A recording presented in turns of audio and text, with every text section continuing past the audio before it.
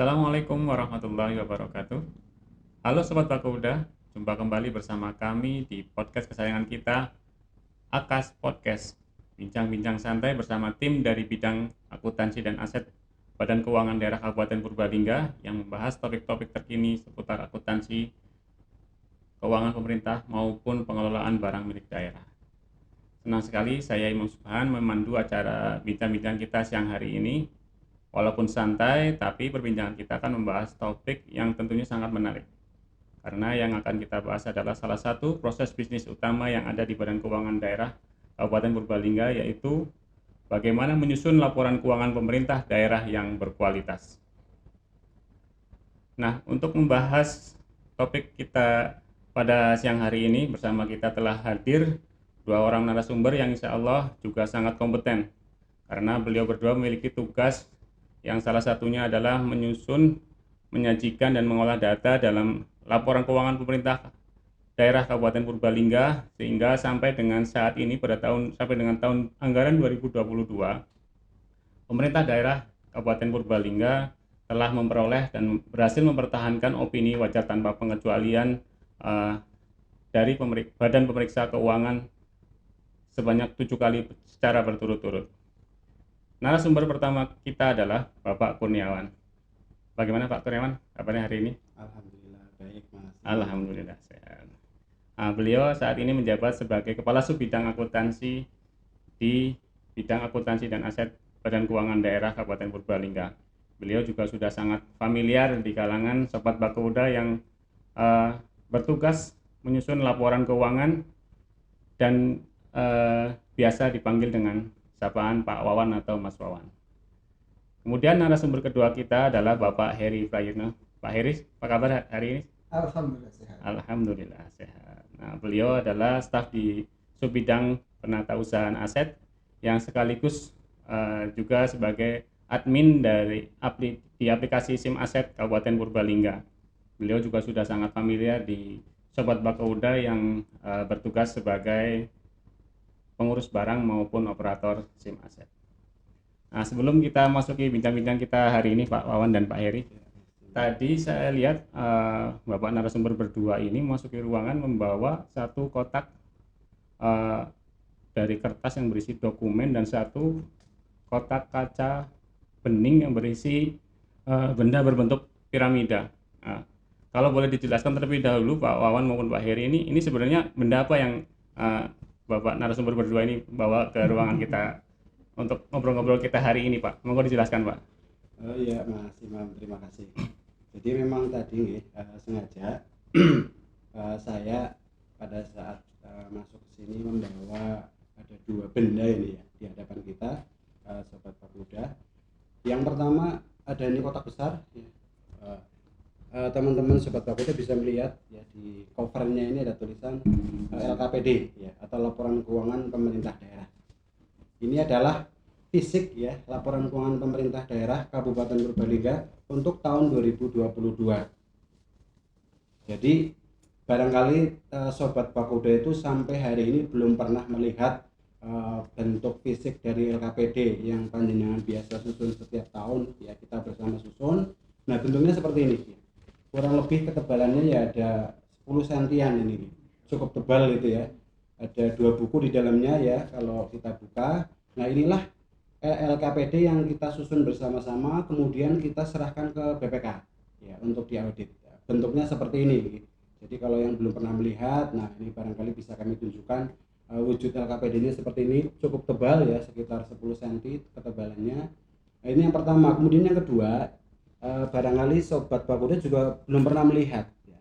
Ini adalah penghargaan ya, plakat yang diberikan oleh pemerintah pusat, dalam hari ini diwakili oleh Menteri Keuangan, yang diberikan kepada pemerintah daerah baik kabupaten maupun kota yang berhasil mendapatkan atau memperoleh atau mencapai opini WTP dari BPK sebanyak 5 kali berturut-turut Mas Imam. Jadi bagi Pemda ya, baik itu kabupaten, kota maupun provinsi, termasuk Kabupaten Purbalingga yang berhasil memperoleh opini WTP atas LKPD selama periode 5 kali berturut-turut akan mendapatkan penghargaan pusat dalam bentuk plakat seperti ini. Dan nanti kalau pemerintah daerah ini bisa mempertahankan opini WTP sampai periode 10 kali berturut-turut, 15 kali berturut-turut, 20 kali berturut-turut, juga akan mendapatkan penghargaan dari pemerintah pusat dalam bentuk yang berbeda. Dan perlu kami sampaikan juga, selain plakat ini ya, alhamdulillah selama kurang lebih 3 tahun kita juga sempat merasakan penghargaan dari pemerintah pusat dalam bentuk pemberian dana insentif daerah, Mas Imam. Dan jumlahnya lumayan, sekitar 16 miliar sampai 30 miliar. Itu jumlah yang cukup besar ya untuk ukuran APBD Kabupaten Purbalingga. Jadi ini Mas Imam, dua benda yang kami bawa tadi adalah yang pertama buku LKPD yang cukup tebal ya. Ini sebagai informasi buat teman-teman sobat Pakuda agar bisa melihat secara langsung wujud LKPD yang selama ini disusun bersama-sama, dan juga plakat yang ini juga merupakan hasil dari kerja keras seluruh elemen di Kabupaten Purbalingga. Itu Mas Imam. Oke Pak Wawan, saya cukup tertarik dengan plakat ini yang bentuk isinya itu menyerupai piramida. Kalau tadi disampaikan oleh Pak Wawan bahwa ini plakat ini adalah penghargaan atas capaian opini WTP dari pemerintah Kabupaten Purbalingga yang selama 5 kali berturut-turut gitu Pak Wawan ya. Nah sebenarnya opini ini ada nggak opini apa saja yang bisa diberikan oleh badan pemeriksa terhadap laporan keuangan suatu entitas Pak Wawan? Mungkin kalau yang pernah saya dengar ini bukan hanya WTP yang bisa diberikan oleh auditor atau pemeriksa. Mungkin Pak Wawan bisa menjelaskan opini apa saja yang bisa diberikan oleh auditor itu Pak. Monggo Pak. Oke. Baik Mas Imam, betul memang ya, kalau opini WTP saya pikir semua sobat Pakuda sudah cukup familiar ya dengan istilah WTP ya, karena hampir di setiap tahun ya, baik itu pejabat kita ya, Ibu Bupati maupun pejabat yang lain sering menyampaikan di forum-forum bagaimana kita terus berupaya agar laporan keuangan kita mendapatkan opini WTP dari Badan Pemeriksa Keuangan. Jadi memang betul ya Mas Imam yang tadi disampaikan, BPK itu bisa memberikan opini atas laporan keuangan pemerintah daerah ya, sesuai dengan ketentuan perundang-undangan ya, yaitu Undang-Undang Nomor 15 Tahun 2004 ya. Disebutkan bahwa BPK bisa memberikan opini terhadap laporan keuangan pemerintah daerah. Nah, yang namanya opini dari BPK ini perlu diketahui oleh sobat Pakuda, itu tidak cuma satu yaitu WTP. Nah, barangkali banyak dari sobat Pakuda ini yang belum mengetahui jenis opini yang lainnya yang bisa diberikan oleh BPK terhadap laporan keuangan pemerintah daerah. Nah, di mana kita bisa melihat jenis opini tersebut ya? Sobat Pakuda nanti bisa buka di Undang-Undang Nomor 15 ya tahun 2004, khususnya di penjelasan atas pasal 16 ayat 1. Nah, di situ Mas Imam ada penjelasannya. Nah, di situ disebutkan bahwa opini ya, pernyataan pendapat yang bisa diberikan oleh BPK terhadap LKPD itu ada 4 Mas Imam. Jadi kalau selama ini kita hanya tahu satu atau dua, ternyata ada 4 opini yang bisa diberikan oleh BPK. Nah, saya akan sebutkan 4 ini dari jenis opini yang paling baik, yang terbaik ya. Sebagaimana kita ketahui, opini yang paling baik, yang tertinggi adalah opini WTP. Ini yang nomor 1 ya. WTP itu singkatan dari apa atau kepanjangannya apa? WTP itu kepanjangannya adalah wajar tanpa pengecualian. Artinya laporan keuangan tersebut sudah disajikan dengan baik ya, sesuai dengan ketentuan peraturan perundang-undangan, sehingga BPK menganggap bahwa laporan keuangan tersebut pantas layak diberikan penghargaan berupa opini yang terbaik, yaitu opini wajar tanpa pengecualian atau WTP, atau biasa disebut juga dengan istilah ya kalau bahasa Purbalingganya itu unqualified opinion. Ternyata di Purbalingga tidak ada istilah itu ya Pak. Unqualified opinion Mas Imam ya. Nah, ini barangkali yang jarang kita tahu ya. Jadi kalau opini yang pertama itu WTP, wajar tanpa pengecualian, atau kalau bahasa Purbalingganya itu unqualified opinion. Ini opini yang pertama. Kemudian opini yang kedua adalah wajar dengan pengecualian. Ini tingkatan yang kedua ya, atau biasa disebut dengan istilah bahasa Purbalingganya ini qualified opinion. Ini grade yang kedua. Artinya ketika auditor dalam hal ini BPK melakukan pemeriksaan terhadap pengelolaan keuangan di pemerintah daerah, ternyata masih dijumpai adanya kekurangan, dan level kekurangannya itu masih relatif ya bisa ditolerir lah ya. Sehingga opininya itu turun dari WTP menjadi wajar dengan pengecualian. Ini jenis opini yang kedua atau tingkatan opini yang kedua. Kemudian tingkatan opini yang ketiga adalah tidak wajar atau biasa dikenal juga dengan istilah adverse opinion. Jadi setelah dilakukan pemeriksaan, BPK melihat bahwa dari 6 atau 7 jenis laporan keuangan pemerintah daerah yang ada, BPK menjumpai adanya angka-angka atau informasi-informasi yang tidak wajar. Setelah dilakukan cross check, sampling dan sebagainya, ada informasi yang tidak wajar yang jumlahnya material, sehingga BPK kemudian memberikan opini tidak wajar. Ini jenis opini yang ketiga.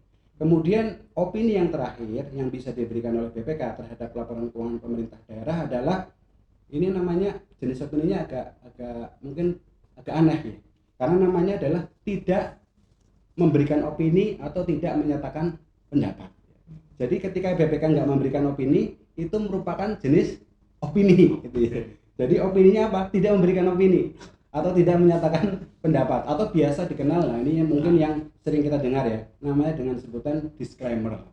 Jadi kalau dengan mendengar istilah disclaimer ya, itu artinya laporan keuangannya itu dalam posisi yang betul-betul dalam tanda kutip sangat jelek ya, atau pengelolaan keuangan di pemerintah daerah itu sangat kurang, sehingga BPK memberikan opini tidak menyatakan pendapat atau tidak memberikan opini. Berarti tidak menyatakan pendapat itu juga suatu opini ternyata. Suatu opini Mas Imam. Jadi banyak yang belum tahu ini. Ini baru tambah wawasan kita ini mungkin. Oke, selanjutnya bagaimana cara BPK memberikan opini-opini tersebut, Pak? Tentunya ada kriteria-kriteria yang harus dipenuhi sampai dengan tim auditor itu memberikan opini. Bisa dijelaskan lebih lanjut, Pak, terkait dengan itu? Oh iya, betul Mas Imam. Jadi setelah kita tadi sama-sama mengetahui jenis-jenis opini ya yang bisa diberikan oleh pemeriksa terhadap laporan keuangan pemerintah daerah. Nah, kita juga perlu tahu nih bagaimana sih pemeriksa atau kriteria apa sih yang digunakan oleh pemeriksa, dalam hal ini BPK, dalam mereka menentukan jenis opini mana yang akan diberikan. Nah, ini penting ya. Kenapa penting? Agar kita bisa memetakan, oh ini loh titik-titik yang harus kita sajikan dengan baik pada saat penyusunan LKPD, sehingga pada saatnya nanti LKPD itu diaudit, diperiksa oleh auditor yakni BPK, laporan keuangan yang disusun sudah memenuhi kriteria-kriteria yang dibutuhkan agar bisa mendapatkan opini wajar tanpa pengecualian. Nah, kriterianya apa saja? Kita bisa merujuk kembali ke Undang-Undang Nomor 15 Mas Imam tahun 2004 ya, tentang pemeriksaan pengelolaan dan tanggung jawab keuangan negara. Kembali ada di pasal 16 ayat 1 ya, khususnya di penjelasannya. Di bagian penjelasan disebutkan bahwa kriteria yang digunakan oleh pemeriksa dalam menentukan jenis opini yang akan diberikan sekurang-kurangnya ada 4 atau ada 4 kriteria ya. Yang pertama adalah kesesuaian dengan standar akuntansi pemerintahan. Maksudnya bagaimana? Maksudnya adalah bagaimana laporan keuangan pemerintah daerah yang sudah disusun itu apakah sesuai dengan SAP atau tidak? Sejauh mana tingkat kesesuaiannya? Maksudnya sesuai dengan SAP ini bagaimana? SAP ini ada banyak Pak Imam ya. Sampai hari ini KSAP sudah menerbitkan ada 17 PSAP. Artinya untuk melihat apakah LKPD itu bisa diberikan opini WTP, pemeriksa harus melihat apakah LKPD ini sudah disajikan sesuai dengan 17 standar akuntansi pemerintahan yang sudah diterbitkan. Nah, itu yang kriteria yang pertama, apakah sesuai atau tidak dengan standar akuntansi pemerintahan. Kemudian kriteria yang kedua adalah kecukupan pengungkapan atau sering disebut dengan istilah adequate disclosure. Kecukupan pengungkapan.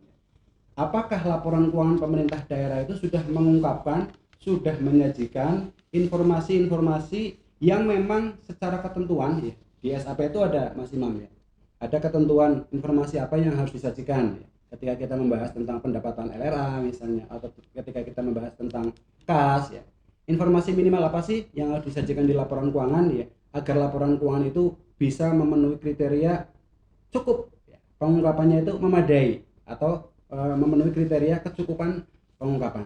Jadi BPK akan melihat nih informasinya cukup apa enggak nih, disandingkan atau disesuaikan dengan kriteria yang ada di dalam standar akuntansi pemerintahan. Ini kriteria yang kedua. Kemudian kriteria yang ketiga yang digunakan oleh pemeriksa dalam memberikan opini adalah kepatuhan terhadap peraturan perundang-undangan. Kepatuhan terhadap perundang-undangan. Jadi perlu Sobat Pakuda pahami gitu ya, bahwa kriterianya tidak melulu terkait dengan masalah pertanggungjawaban ini Mas Imam. Tapi bagaimana kita bisa mematuhi peraturan perundang-undangan yang ada yang terkait dengan pengelolaan keuangan daerah maupun yang lainnya. Nah, itu juga menjadi kriteria dalam pemberian opini. Nah, maksudnya bagaimana kepatuhan terhadap peraturan perundang-undangan? Contohnya misalnya dalam peraturan dalam yang terkait dengan masalah pembayaran gaji misalnya. Di peraturan yang ada kita sama-sama mengetahui nih bahwa yang namanya tunjangan anak ya, itu diberikan ya maksimal adalah kepada anak yang usianya 25 tahun atau sebelum menikah. Artinya ketika anak tersebut sudah menikah atau sudah berusia lebih dari 25 tahun, maka secara otomatis pegawai yang bersangkutan, PNS yang bersangkutan tidak boleh menerima lagi tunjangan anak. Nah, ini akan dilihat patuh atau tidak ini di pemerintah tersebut terkait dengan peraturan perundang-undangan tersebut. Nah, kemudian kriteria yang keempat adalah efektivitas sistem pengendalian intern. BPK akan melihat nih dalam pengelolaan pendapatan, pengelolaan belanja dan sebagainya gitu yang terkait dengan pengelolaan keuangan daerah, apakah sistem pengendalian yang dibangun ya, di pemerintah tersebut ya, di internal pemerintah daerah tersebut sudah cukup memadai atau belum untuk mengendalikan berbagai potensi penyimpangan yang ada. Misalnya dalam belanja nih, mekanisme pertanggungjawabannya bagaimana nih gitu ya. Kalau mekanisme pertanggungjawabannya sudah sangat baik ya, mekanisme kontrolnya sudah dibangun sedemikian rupa sehingga bisa mencegah terjadinya penyimpangan. Nah, itulah yang dimaksud dengan sistem pengendalian internnya sudah efektif. Nah, ini 4 hal Mas Imam. Oke. 4 hal yang digunakan oleh auditor ya, BPK untuk menilai apakah pemerintah daerah layak mendapatkan opini WTP atau tidak. Nah, Sobat Pakuda, kita tadi sudah menyimak bersama ya, sudah tambah informasi kita yang kita peroleh. Yang pertama tadi tentang jenis-jenis opini, yang kedua adalah tentang kriteria pemberian opini dari tim auditor. Selanjutnya Pak,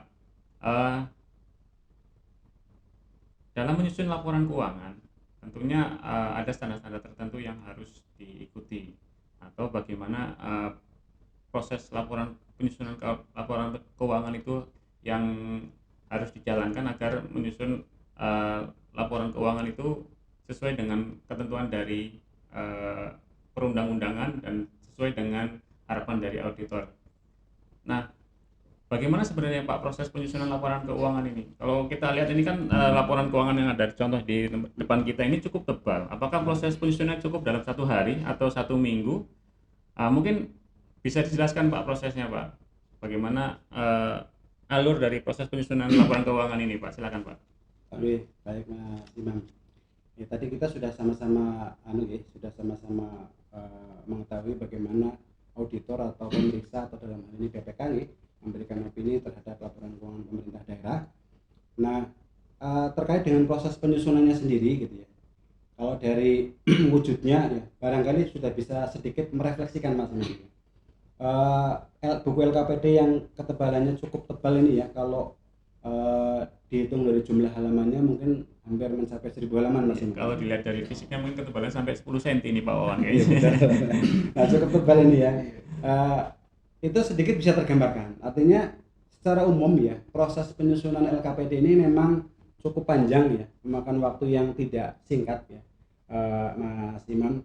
Bahkan kalau kita tarik prosesnya itu lebih jauh gitu ya, penyusunan LKPD ini sebenarnya secara tidak langsung itu sudah dimulai dari pada saat kita menyusun APBD atau dari proses penganggaran ya, secara tidak langsung ini.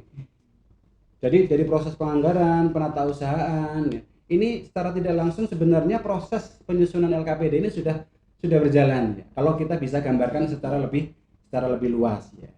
Artinya proses penganggaran yang baik, penatausahaan yang baik itu akan cukup berpengaruh Mas Imam terhadap proses penyusunan LKPD nantinya ya, ketika tahun anggaran sudah berakhir. Jadi tidak semata-mata yang namanya penyusunan laporan keuangan itu hanya memperhatikan proses di akhirnya saja. Akan tetapi proses di awal ya, siklus penganggaran di awal, yakni proses penganggaran dan juga penatausahaan cukup memberikan pengaruh yang cukup besar ya, dalam proses penyusunan LKPD yang berkualitas. Nah, secara singkat Mas Imam dan Sobat Bakauda ya, proses penyusunan LKPD ini ya kurang lebih memakan waktu ya saat ini gitu ya, maksimal itu 3 bulan, dan itu memang yang dipersyaratkan oleh ketentuan ya, baik di PP 12 ya 2019 tentang pengelolaan keuangan daerah maupun yang lainnya, itu dipersyaratkan bahwa LKPD itu harus selesai dan dikirimkan kepada BPK itu maksimal 31 Maret Mas Imam. Maksimal 31 Maret ya. Dan beberapa tahun yang lalu gitu ya, kita ya Kabupaten Purbalingga termasuk rombongan ini ya, termasuk kloter yang biasanya masuk kloter terakhir Mas Imam nih. Jadi memaksimalkan waktu yang ada ya sampai dengan tanggal 31 Maret. Tapi alhamdulillah beberapa tahun belakangan ini ya, mungkin ada 3 tahun atau 4 tahun terakhir, alhamdulillah dengan kerjasama yang baik ya, baik dari SKPD, pengelola keuangan maupun dari tim di internal Bakauda, alhamdulillah beberapa tahun terakhir kita bisa mendobrak ini ya, mendobrak kebiasaan lama, dan kita bisa menyelesaikan LKPD sekaligus mengirimkan LKPD kepada BPK itu tidak di tanggal 31 Maret ya. Bahkan pernah kita mengirimkan LKPD itu di tanggal pertengahan, sekitar tanggal 18 Maret. Alhamdulillah. Jadi progresnya kami pikir cukup baik. Nah, proses penyusunan LKPD sendiri ini kalau bisa saya sampaikan ya ke Mas Imam dan juga Sobat Bakauda, itu kurang lebih ada 4 tahapan Mas Imam. Jadi mudah-mudahan dengan kita memahami siklus atau proses penyusunan LKPD ini, kita bisa sama-sama mengawal agar penyusunan LKPD ini untuk tahun depan dan tahun-tahun yang akan datang bisa berjalan dengan lebih baik ya. Nah, proses yang pertama atau tahapan yang pertama dalam menyusun laporan keuangan pemerintah daerah, yang pertama adalah dimulai dari rekonsiliasi aset Mas Imam. Jadi kita asumsikan ini pertanggungjawaban anggaran ya, ini sudah selesai semua sampai dengan akhir tahun, ini sudah selesai. Nah, tahapan pertama adalah rekonsiliasi aset. Kenapa tahapan pertama rekonsiliasi aset? Karena aset ini adalah komponen paling besar dari laporan keuangan. Ketika kita bicara neraca ya, dengan total aset sekitar 2 triliun, nah 90% itu komponennya adalah aset, baik yang berupa aset lancar ataupun terutama aset tetap. Jadi rekonsiliasi aset ini yang di tahap pertama ini benar-benar memegang peran kunci ini Pak Heri, Mas Imam ya, dan Sobat Bakauda gitu ya. Tahapan pertama ini memegang peranan kunci. Jadi tahap yang pertama adalah rekonsiliasi aset ya. Yang kalau kita bicara tentang pelaksana ya, biasanya dilaksanakan oleh atau diselenggarakan oleh teman-teman di Subit Aset ya, Pak Heri dan teman-teman. Ini tahapan yang pertama. Kemudian tahapan yang kedua, setelah rekonsiliasi aset ini selesai ya, proses yang berikutnya adalah rekonsiliasi keuangan.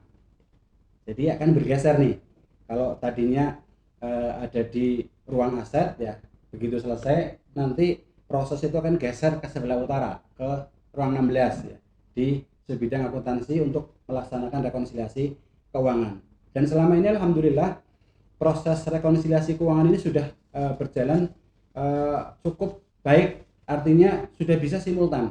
Jadi kita tidak menunggu semua SKPD itu menyelesaikan rekonsiliasi aset, akan tetapi secara bertahap ya. Kalau satu SKPD sudah selesai rekon aset, maka akan langsung lanjut ke rekonsiliasi keuangan. Begitu seterusnya.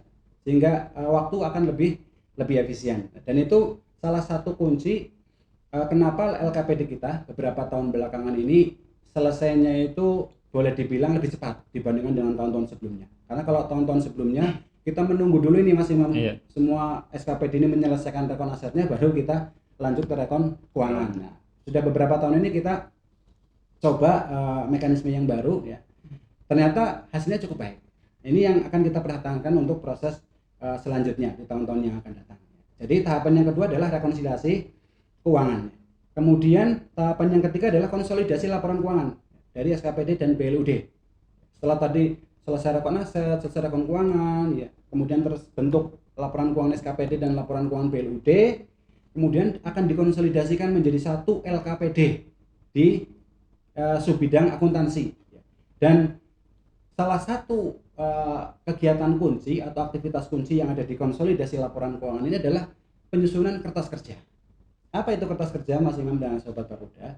Kertas kerja ini adalah worksheet ya, kertas kerja yang disusun oleh kita tim ya di subbidang akuntansi untuk menjabarkan secara lebih luas ya, angka-angka yang ada di laporan keuangan.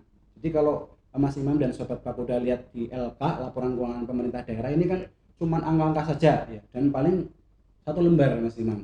Nah, angka-angka itu akan dijabarkan dalam bentuk kertas kerja. Yang masing-masing laporan keuangan ini ada kertas kerjanya sendiri. Di situ dirinci aset, misalnya dirinci jenis-jenis asetnya, kemudian kelompoknya, SKPD-nya, dan sebagainya secara lebih detail sebagai bahan kita untuk menyusun catatan atas laporan keuangan. Ini proses yang ketiga, konsolidasi laporan keuangan. Kemudian proses yang terakhir adalah penyusunan catatan atas laporan keuangan secara lengkap ya, baik lampiran maupun juga prosedur analitis ya, untuk menggambarkan bagaimana hubungan antar laporan keuangan itu sudah klop, sudah match atau belum. Dan perlu diketahui, BPK ini tidak akan mau melakukan pemeriksaan terhadap laporan keuangan atau tidak mau memeriksa laporan keuangan, tidak mau menerima berkas LKPD kita ini, Mas Imam, yang kita kirimkan, kalau LKPD ini tidak dilampiri dengan dokumen yang namanya prosedur analitis atau analisis vertikal dan horizontal, Pak Heri. Nah, ini kenapa sebegitu pentingnya prosedur analitis ini? Ini penting karena di prosedur analitis ini hubungan antara akun-akun dalam laporan keuangan, Mas Imam, misalnya kas ya, yang ada di neraca, kemudian dengan LRA yang ada di silpa yang ada di LRA, kemudian hubungannya lagi dengan angka saldo akhir kas di LAK, itu harus terhubung dengan baik, terdefinisi, terjelaskan dengan baik. Ketika prosedur analitis ini tidak bisa dibentuk, BPK kemudian melihat bahwa oh ini ada yang bermasalah ini di dalam laporan keuangan pemerintah daerah. Makanya prosedur analitis menjadi dokumen wajib yang harus dilampirkan pada saat pengiriman LKPD ke BPK. Nah, ini prosesnya, Mas Im. Ada 4 tahapan ya dalam penyusunan LKPD.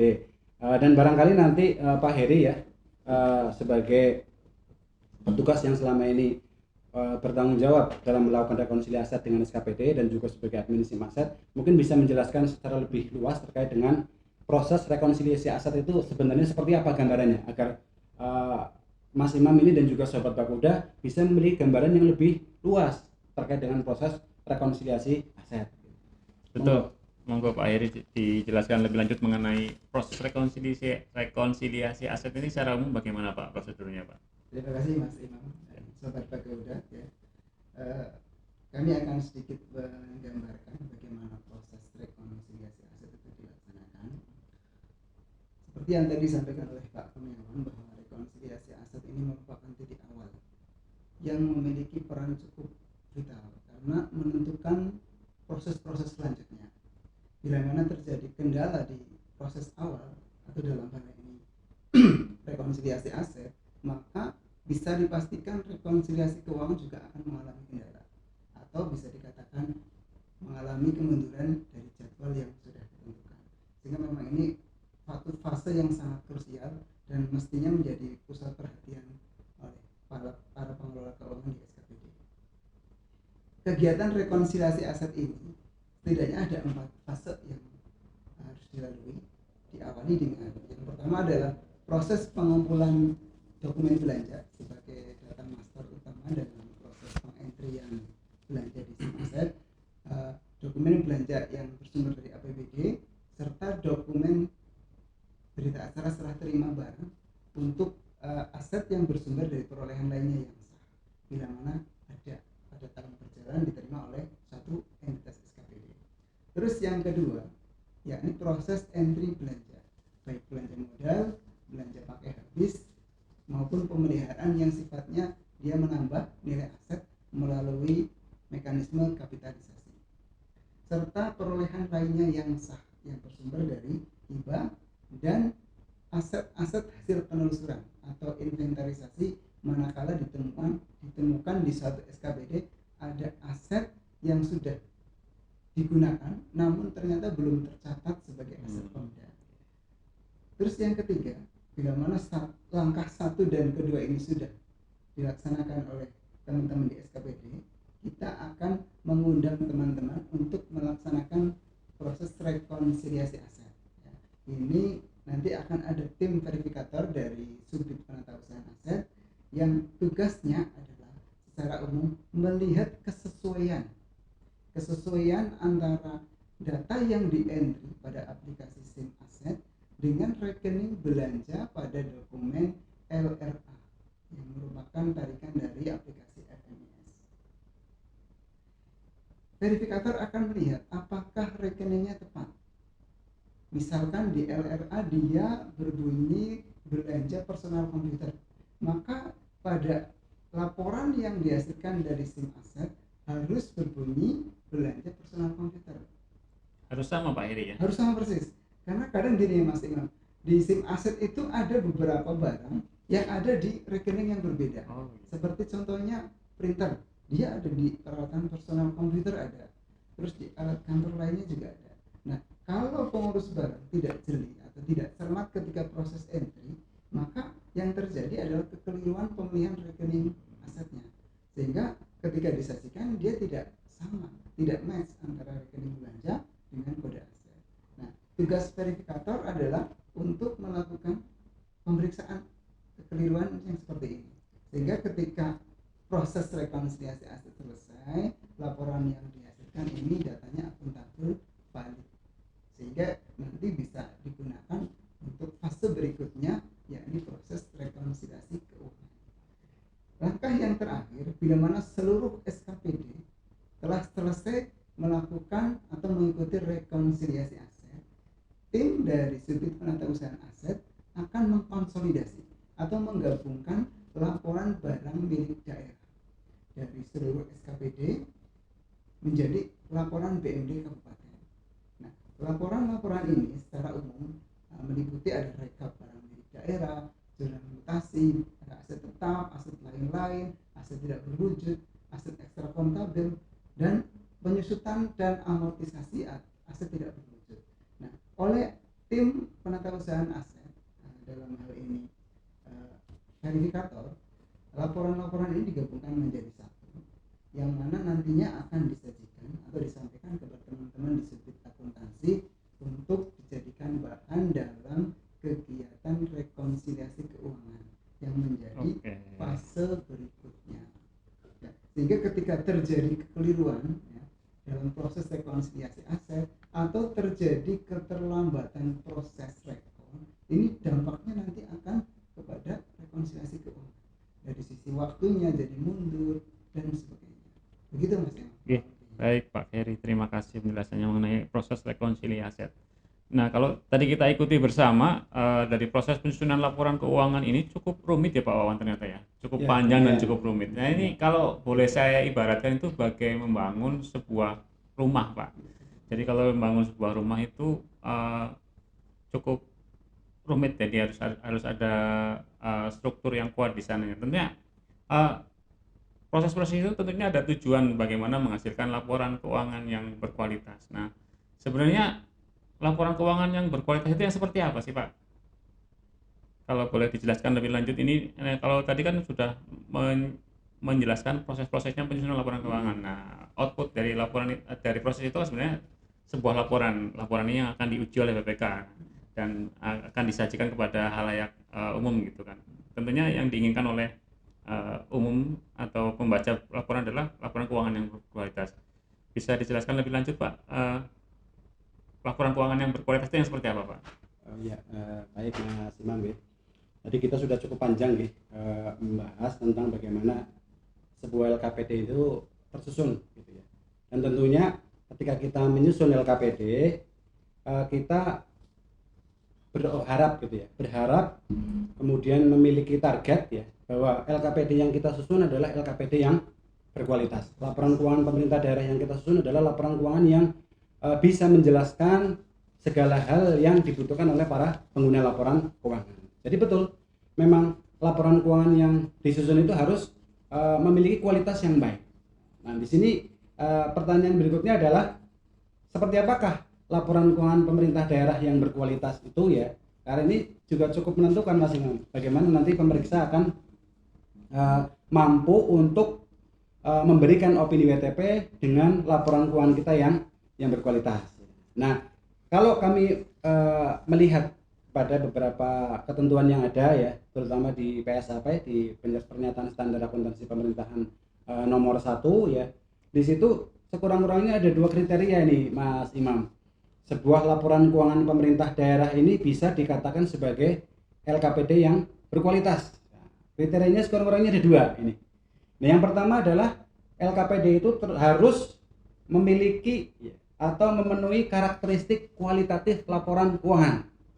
Karakteristik Kualitatif laporan keuangan. Bahasanya mantan angel. Bahasanya mantan angel ini. Jadi sing biasa mangan mendoan kayaknya mantan angel kayak bahasanya kayak. Karakteristik kualitatif laporan keuangan ya. Nah, maksudnya apa ini karakteristik kualitatif gitu ya? Kalau kita tidak membaca referensi agak kesulitan untuk memahami Mas. Nah, kita akan bantu ini Mas. Yang dimaksud dengan memenuhi atau memiliki karakteristik kualitatif yang dipersyaratkan ya dalam SAP itu sekurang-kurangnya laporan keuangan itu harus memiliki 4 karakteristik. Ada 4 Mas Imam. Jadi ini serba 4 nih. Tadi opini ada 4 ya. Kriteria pemberian opini ada 4 ya. Proses penyusunan LKPD juga ada 4. Nah, ini untuk karakteristik kualitatif juga ada 4 Mas Imam dan Sobat Bakudai. Yang pertama, karakteristik kualitatif dari laporan keuangan itu adalah relevan. Maning ini relevan ini nyambung bahasanya lah ya. Memiliki hubungan ya, sesuai dengan kebutuhan ya, relevan. Jadi laporan keuangan itu harus yang pertama bisa disebut berkualitas ketika dia relevan. Relevan itu apa? Kriterianya kurang lebih diantaranya adalah dia harus lengkap Mas Imam. Jadi kalau laporan keuangan kok cuma sepotong-sepotong ya, misalnya cuma ada 4 dari 6, nah ini tidak bisa dikatakan dia memenuhi kriteria atau karakteristik kualitatif ya. Atau yang diungkapkan itu hanya separuh-separuh, parsial gitu ya. Nah, ini juga tidak bisa dikatakan dia laporan keuangannya adalah relevan. Ini kriteria yang pertama, karakteristik kualitatif yang pertama, ya relevan. Kemudian yang kedua, laporan keuangan tersebut harus handal atau andal, reliable ya. Andal itu seperti apa ya? Disebut handal ya ketika laporan keuangan itu yang pertama disajikan secara jujur ini Mas Imam. Jadi betul jujur itu penting, tidak hanya dalam kehidupan sehari-hari ya. Dalam penyusunan laporan keuangan pun ya, dalam penyusunan laporan keuangan pemerintah daerah pun penyajiannya harus jujur. Jujur itu maksudnya gimana? Sesuai dengan kondisi real yang ada di lapangan. Contoh misalnya kalau ada saldo kas di akhir tahun ya harus disajikan ya. Jangan sampai kemudian ditutupi. Kenapa? Karena dalam proses pemeriksaan pun nanti pemeriksa akan melakukan pengujian, akan melakukan validasi, akan melakukan sampling dan sebagainya. Maka laporan keuangan yang berkualitas harus memiliki karakteristik handal, yakni jujur, kemudian angka-angkanya dapat diverifikasi, dapat divalidasi, bukan berasal dari ilmu kira-kira Mas Imam. Jadi di sini ilmu perdukunan itu nggak dipakai. Ilmu nujum tidak dipakai ya. Dipakai Mas Imam. Semuanya harus clear, jelas, angka-angkanya harus dapat divalidasi, dapat diverifikasi, dapat dipertanggungjawabkan. Oke. Kemudian karakteristik yang ketiga ya. Ini sudah 2 ya. Yang ketiga adalah dapat diperbandingkan. Artinya laporan keuangan itu harus bisa dibandingkan dengan laporan keuangan periode sebelumnya. Jadi tidak disajikan secara parsial setahun, tapi diperbandingkan dengan periode sebelumnya. Ini yang ketiga. Kemudian karakteristik yang keempat, laporan keuangan tersebut harus dapat dipahami. Nah, ini yang paling penting ini, dapat dipahami. Ya. Artinya percuma misalnya laporan keuangan dibuat setebal ini begitu nih, 1000 halaman, 2000 halaman, tapi tidak bisa dipahami. Kenapa? Karena misalnya disusun dengan menggunakan bahasa Jawa, siapa yang mau mengerti? Atau misalnya disusun dengan menggunakan bahasa Sunda gitu ya. Padahal penggunanya adalah publik secara umum ya. Kalau orang Purbalingga ya ngertinya bahasa Purbalingga atau bahasa Indonesia. Nah, laporan keuangan itu harus dipahami baik dari sisi bahasanya maupun dari sisi penjelasannya. Nah, ini baru laporan keuangan itu bisa disebut memiliki atau memenuhi karakteristik kualitatif. Ini kriteria yang pertama Mas Imam ya. Baru yang pertama nih Pak ya? Gimana? Baru yang pertama ini. Baru yang pertama ini. Dari dua gitu ya. Oke. Dari dua. Jadi yang pertama ini adalah memenuhi karakteristik kualitatif yang 4 tadi. Nah, yang kedua, kriteria yang kedua agar LKPD itu bisa disebut sebagai LKPD yang berkualitas adalah LKPD itu harus bisa menyajikan informasi yang bermanfaat bagi para pengguna laporan keuangan dalam menilai akuntabilitas dan juga dalam membuat keputusan. Baik keputusan-keputusan yang sifatnya ekonomi maupun yang lainnya. Jadi laporan keuangan itu harus bermanfaat yang disajikan ya. Tidak melulu hanya yang penting kandel, yang penting tebal, tidak. Tapi yang disajikan juga harus dibutuhkan ya, bermanfaat bagi para pengguna laporan keuangan. Nah, ini kriteria yang kedua. Jadi kalau yang pertama memenuhi karakteristik kualitatif, yang kedua harus bisa menyajikan informasi yang bermanfaat bagi para pengguna laporan keuangan dalam mengambil keputusan dan sebagainya. Itu Mas Imam. Oke. Dua kriteria. Saya catat tadi Pak, ada 2 persyaratan bagaimana satu laporan keuangan itu bisa disebut berkualitas, memenuhi karakteristik kualitatif dan memenuhi kebutuhan pengguna laporan keuangan. Nah, tentunya untuk mencapai 2 poin itu ada hal penting Pak yang tidak boleh terlewat Pak. Bagaimana kita tidak boleh mengabaikan hal-hal yang sangat penting atau titik-titik kritis dalam penyusunan laporan keuangan agar tersusun laporan keuangan yang berkualitas Pak. Silakan Pak, dilanjutkan Pak. Ya, betul Mas Imam. Baik ya. Tadi kita sudah menjelaskan kriteria laporan keuangan pemerintah daerah yang berkualitas ya. Syaratnya ada 2 ya. Kemudian untuk bisa mencapai LKPD yang berkualitas, tadi prosesnya sudah ada ya, sudah kita jelaskan ada 4 proses. Ada 4 proses. Dan dari proses tersebut ya, setelah kita identifikasi selama beberapa tahun nih, kita dari tim gitu ya, melihat bahwa ada titik-titik yang memberikan tingkat pengaruh yang cukup signifikan. Yang kalau kita ungkapan dengan bahasa yang lebih mudah itu titik kritis kita sebutnya Mas Imam. Titik kritis ya. Titik-titik kritis di mana kita perlu memberikan perhatian secara lebih besar di titik-titik tersebut agar proses penyusunan laporan keuangan pemerintah daerah bisa menghasilkan LKPD sekali lagi yang berkualitas. Nah, sekurang-kurangnya kita mengidentifikasi ada kurang lebih 5 nih Mas Imam. Titik-titik kritisnya yang perlu kita perhatikan dalam penyusunan laporan keuangan pemerintah daerah.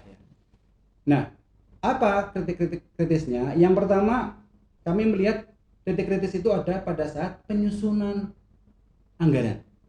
Dimulai dari situ, Mas Imam dan Sobat Kakuda. Jadi kita melihat titik itu juga cukup berpengaruh. Kenapa? Ya, karena kami melihat ya di beberapa pemeriksaan yang telah lalu ya, BPK menemukan beberapa kelemahan dalam proses penganggaran kita ya, terutama dalam melakukan penganggaran terkait dengan belanja pemeliharaan ya. Dulu ada beberapa temuan yang terkait dengan penggunaan rekening belanja yang terkait dengan pemeliharaan barang milik daerah Mas Imam. Jadi pada saat menyusun anggaran SKPD ini mereka keliru dalam menentukan jenis rekening belanjanya. Jadi misalnya ini ya, seharusnya kalau sesuai dengan standar akuntansi pemerintahan maupun sesuai dengan regulasi yang ada, ketika SKPD berencana untuk melakukan rehabilitasi terhadap BMD ya, terhadap aset tetap yang mereka miliki, dan proses rehabilitasi itu direncanakan atau diproyeksikan itu akan menambah umur ekonomis. Manfaatnya itu jadi lebih lama loh Mas Imam. Yang misalnya umurnya tadinya 20 tahun kemudian dengan rehabilitasi bisa menjadi 25 tahun ya. Kemudian nilainya itu besar ya. Misalnya kalau gedung bangunan taruhlah nilainya 15 juta ya. Nah, semestinya pada saat menyusun anggaran ya, SKPD ini harusnya memasang kegiatan tersebut atau belanja tersebut menggunakan rekening belanja modal. belanja modal gedung dan bangunan. Dulu sempat pernah ada ya SKPD yang mungkin keliru dalam memahami, dia memasang kegiatan tersebut bukan di belanja modal tetapi di belanja pemeliharaan. Maka ini menjadi salah satu titik kritis yang pertama awal gitu. Bagaimana agar nantinya ya proses penyusunan LKPD ini bisa berjalan dengan baik, menghasilkan LKPD yang berkualitas. Ini yang pertama yang perlu kita cermati, Mas Imam. Iya. Kemudian yang kedua, titik kritis yang kita lihat kedua adalah pada saat proses penatausahaan. Ini juga sudah perlu mendapat perhatian dari kita. Terutama di bagian apanya, yang dimaksud dengan penatausahaan ini adalah proses di mana SKPD ya, itu melaksanakan kegiatan sesuai dengan anggaran yang sudah ditetapkan. Titik kritisnya di mana ini, Mas Imam dan Sobat Pakuda ya? Titik kritisnya adalah bagaimana kita bisa memastikan bahwa semua pelaksana kegiatan di SKPD itu membelanjakan anggarannya itu sesuai dengan rekening yang ada di DPA. Contohnya misalnya belanja modal nih. Satu SKPD masang belanja modal peralatan komputer atau personal komputer. Maka kita harus memastikan bahwa realisasi belanjanya betul-betul digunakan untuk belanja peralatan komputer.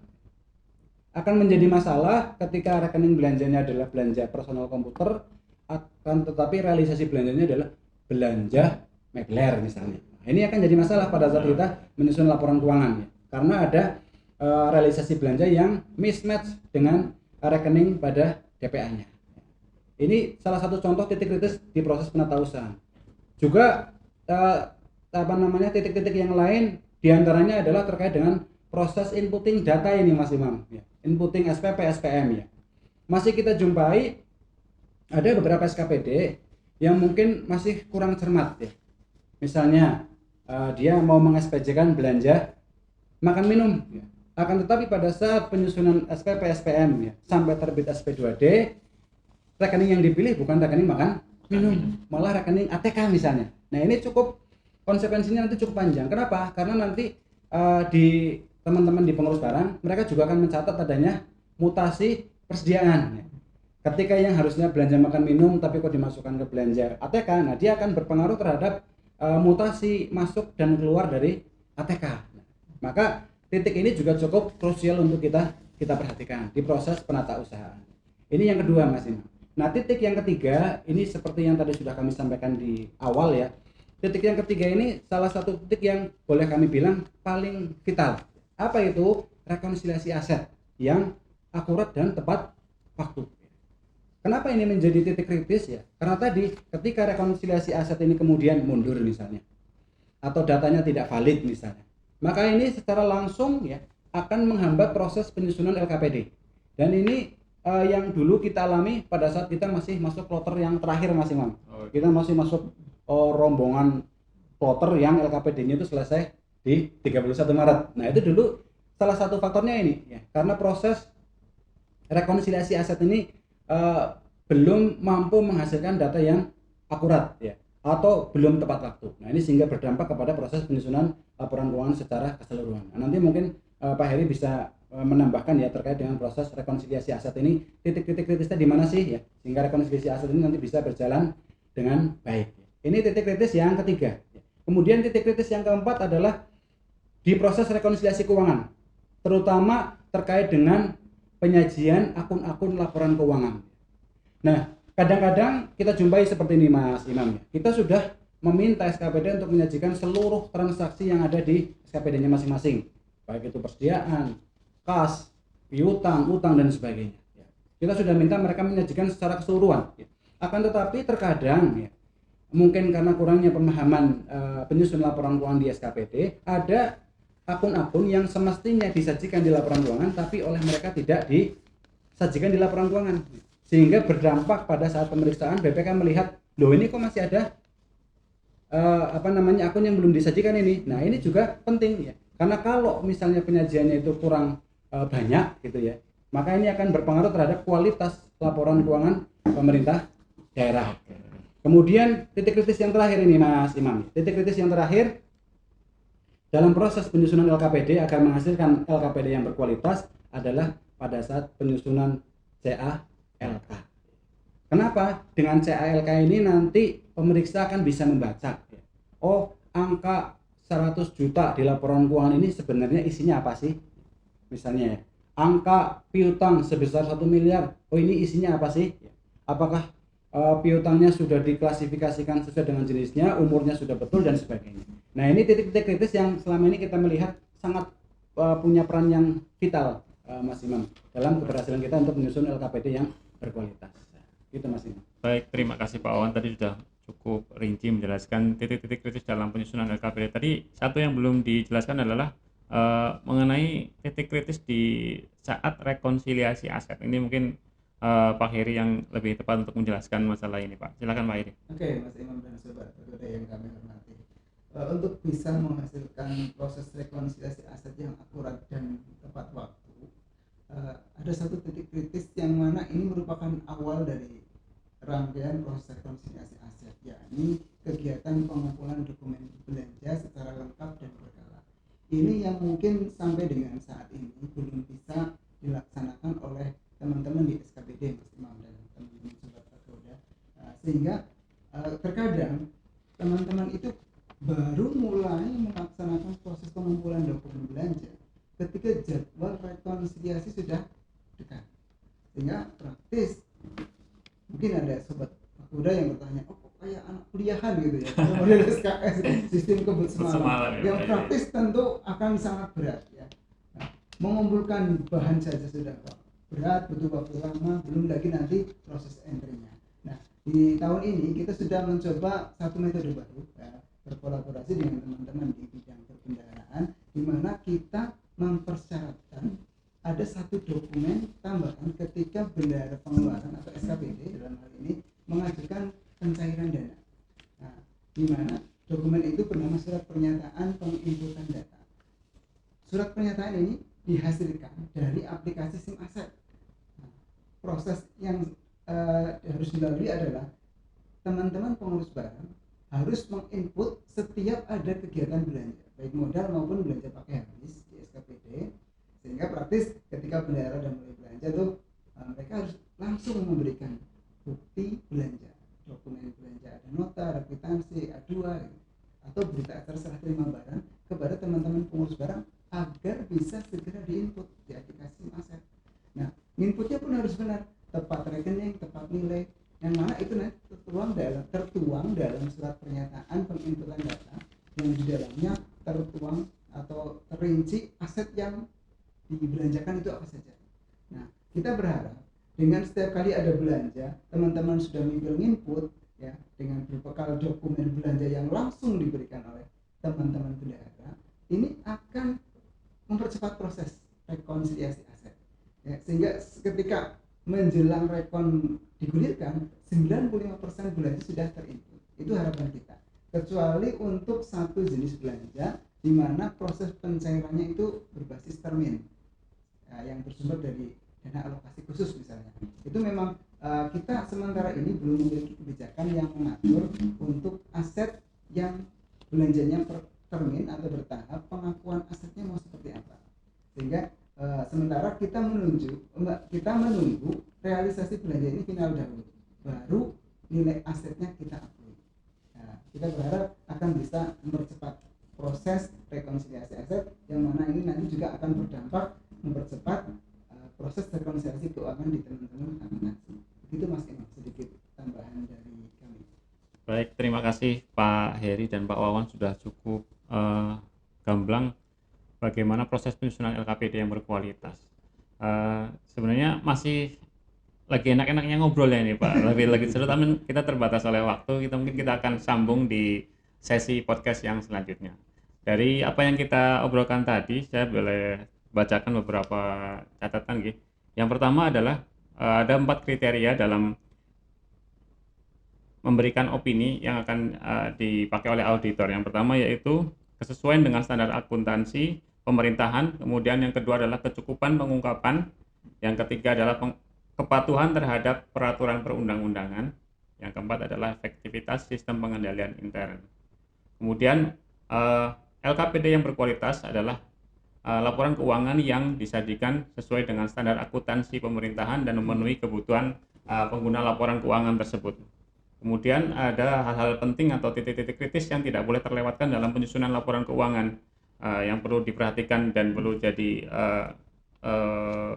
sangat perlu jadi perhatian dari para penyusun laporan keuangan. Yang pertama adalah kapasitas SDM atau sumber daya manusia yang terlibat dalam penyusunan laporan keuangan maupun di penyusunan laporan aset yang baik di tingkat SKPD maupun di tingkat pemerintah kabupaten pemerintah Kabupaten Purbalingga. Kemudian yang berikutnya adalah pengelolaan APBD yang dimulai dari penatausahaan sampai dengan dimulai dari penganggaran maksud saya sampai dengan penatausahaan dan proses yang akuntabel sehingga penyajian dalam laporan keuangan juga akan baik sesuai dengan peraturan.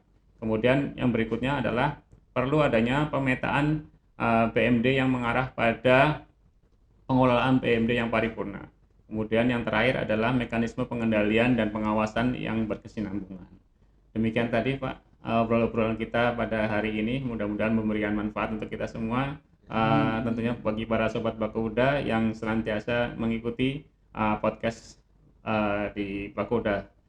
Terima kasih kami sampaikan kepada para narasumber. Kemudian jangan lupa pada para sobat Bakuda untuk menantikan Akas Podcast edisi berikutnya yang tentunya dengan topik-topik yang tidak kalah menarik. Jangan lupa untuk subscribe channel YouTube Bakuda Purbalingga dan follow juga akun Instagram resmi Bakuda Purbalingga. Assalamualaikum warahmatullahi wabarakatuh. Waalaikumsalam.